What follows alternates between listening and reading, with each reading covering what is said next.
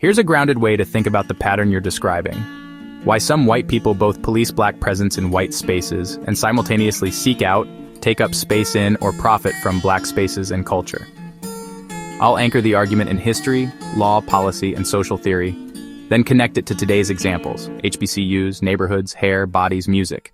From the 1800s onward, U.S. popular culture built huge markets by performing blackness, while excluding black people from equal rights and profits.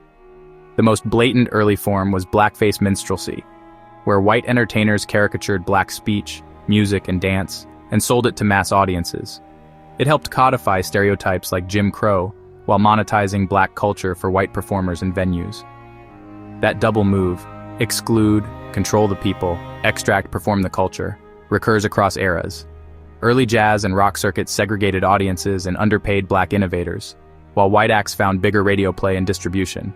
For example, the Hound Dog saga, written for Willie Mae Big Mama Thornton, later mass popularized by Elvis. Even sympathetic histories admit the racial economics were lopsided.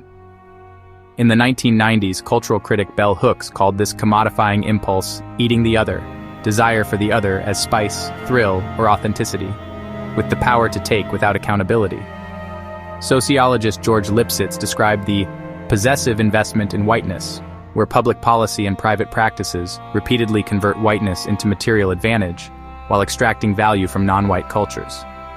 Legal scholar Cheryl Harris traced how whiteness as property has been recognized and protected in law. These frameworks explain how gatekeeping and appropriation can coexist. When black neighborhoods gain cultural cachet, music scenes, food, style, they often attract outside investment and in-movers. Research on gentrification shows this can flip majority black areas to majority white over time. Displacement by design, not just natural market cycles. One national analysis estimates hundreds of thousands of black residents displaced from gentrifying neighborhoods since 1980, with cities like DC, NYC, Philly, New Orleans, Atlanta, and the Bay Area hit hard. Case studies of DC document how urban renewal demolished black housing and repopulated areas with white residents. Motivation-wise, this isn't just, "I like the vibe." Cultural capital, cafes, murals, music venues, becomes real estate value. Proximity to black culture is monetized, while the original communities face rising costs or formal exclusion, zoning, policing, school catchments. That's the policy face of the Hooks/Lipsitz/Harris dynamics.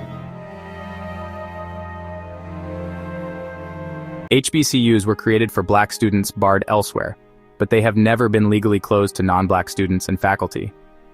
Over time, non-black enrollment has grown. 24% of HBCU students in 2022 were non-black, up from 15% in 1976, for reasons ranging from affordability and mission-driven teaching to athletics and location. Scholars also note HBCUs' comparatively diverse faculties relative to many historically white institutions. The paradox. Institutions built in response to exclusion become attractive precisely because they produce excellence and community. Yet their resources remain precarious and often underfunded. Hair regulating black hair is an old control tactic. The 1786 New Orleans Tignon law forced free black women to cover their hair to mark status. Black women turned the requirement into high fashion anyway. Today, the Crown Act movement pushes back against school workplace rules that penalize braids, locks, bantu knots, and afros, policies rooted in preserving white spaces and Eurocentric standards. Tans, lips, and curves, meanwhile, features historically ridiculed or punished when worn by black people. Full lips, textured hair, deeper skin tones, pronounced hips become trendy on white bodies via tanning, fillers, and surgeries. Valued on one group, penalized on another. Health data and industry reports document the surge of Brazilian butt lifts, BBLs, lip augmentation, and tanning among largely white consumers, with notable regional clustering and safety concerns. The point isn't that any individual procedure is bad, but that the standard flips with power. Black women are policed for what white women can purchase, try on, and be praised for. Appropriation isn't only mainstream. White supremacist scenes have tried to hijack black-created genres to recruit and spread hate, extending a long history of white power music.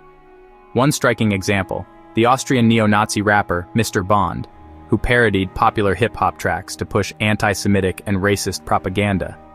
He was convicted and sentenced to 10 years after one of his songs was broadcast during a synagogue attack livestream.